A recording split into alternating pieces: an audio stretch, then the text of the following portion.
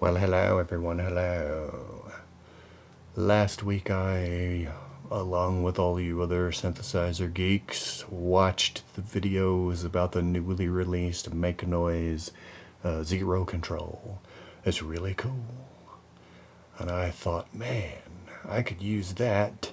But then I also thought, man, I already have so much synthesizer crap. I should try to resist the symptoms of gear acquisition syndrome, and I could probably accomplish something similar with the modules that I already have. And so this is that attempt. I've got my Pod 40 right here, and I have installed Make Noise pressure points, my Bifeco muck slicer, and RYO Penta, which is a 3, 4, or 5 step sequencer depending on how you have it set. I've got it set for 5. Muck Slicer is sharing its clock with the Penta. And one of the things about Muck Slicer is that each step, these are attenuators, and they can attenuate the built-in voltage, or they will attenuate whatever you plug into this input. And so my bottom row I'm sending to the input of Muck Slicer, which is affecting the range of the sequence. Let me just turn it up so we can hear something.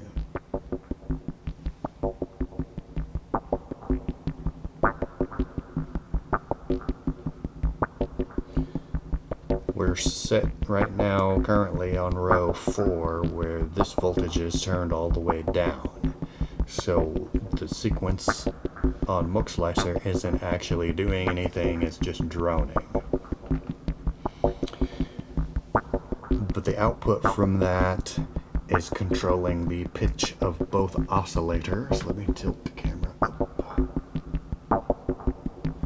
Both oscillators of the Lifeforms SV1, as well as the FM amount from oscillator 2. So as the pitch goes higher, the amount of FM also goes higher. I'm using the step 1 gate output to trigger the Lifeforms envelope, which is modulating the amount of wavefold.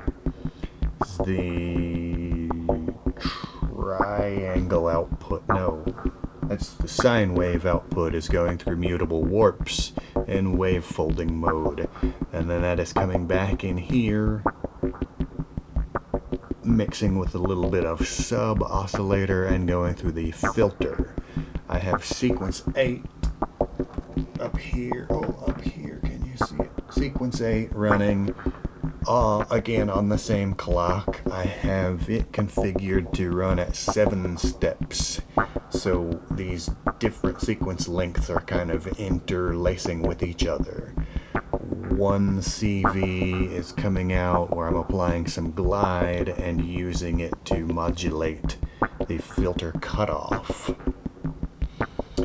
And let's see, the all gates output from Muck Slicer is controlling Make Noise function, which I'm using to control the VCA here, and Penta's output is controlling the fall time. So I've got several different variables. I've got wave folding, I've got decay time being modulated by a sequencer, I've got the filter cutoff being modulated by a sequencer. The one thing that the Zero Control can do, that the most interesting thing, was the time variation per step. I think I've got a way to do that, but I'm not doing it in this patch. I may try that later. But anyway, the other things that are happening that you cannot hear. Another output from sequence 8 is controlling the decay of 2 HP hat.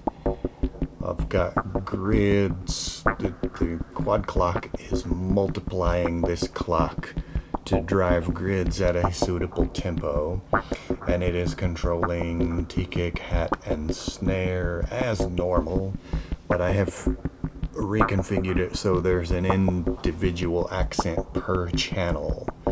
The accent for the kick channel is going to be triggering some trogotronic noise on beat 1 to give beat 1 a little more punch.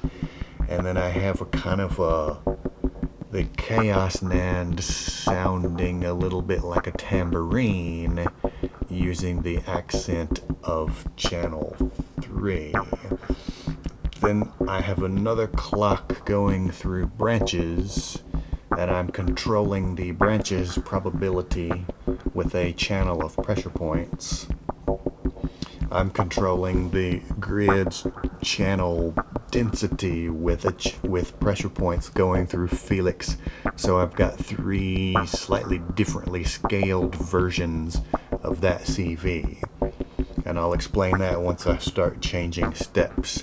Rings is being controlled by the 8-bit cipher, which is receiving one side of this branch. And currently there's nothing happening because I have it set so it's all of the branches are firing on the other side. The cipher is sending pitch CV as well as brightness CV to rings, and then I'm modulating structure on rings with the same CV that's controlling the branches probability. And let me tilt down. I've also got the E950 configured to speak when it receives a pressure gate, and the word is randomly selected by the 4R clocked by the same gate.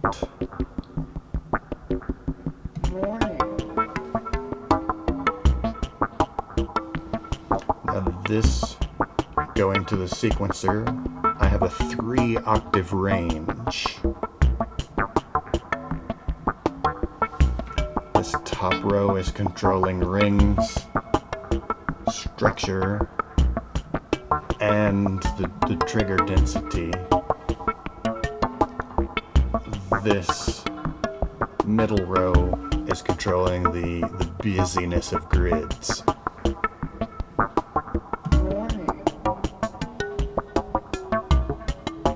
Rings and grids are a little more busy now, but the sequencer range is reduced to 2 octaves. This, I guess, was 3, this is 2, and this last one over here will be a 1.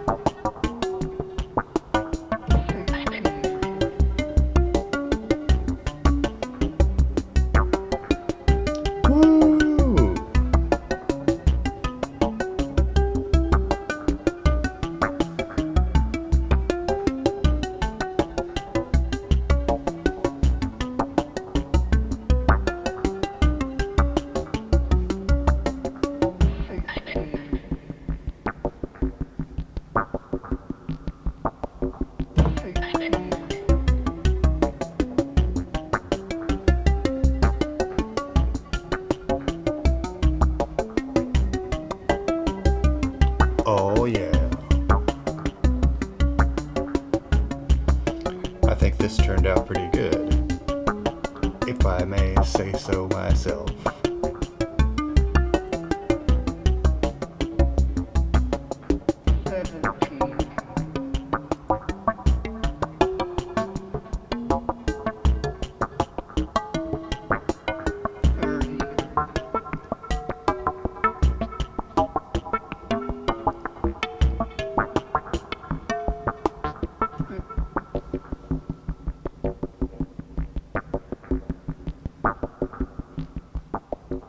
Now I'm not 100% sure that I'm going to keep penta in here, even though it is nice having these sequencers together.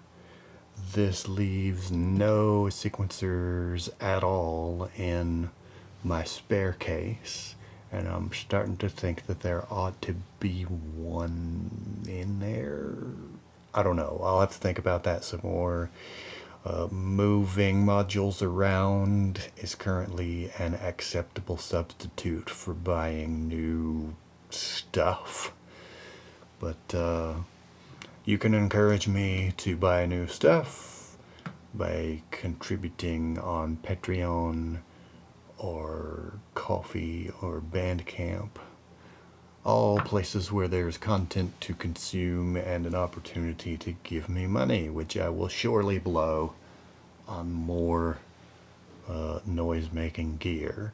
Anyway, thanks for your attention. I hope you enjoyed this, and I'll catch you next time.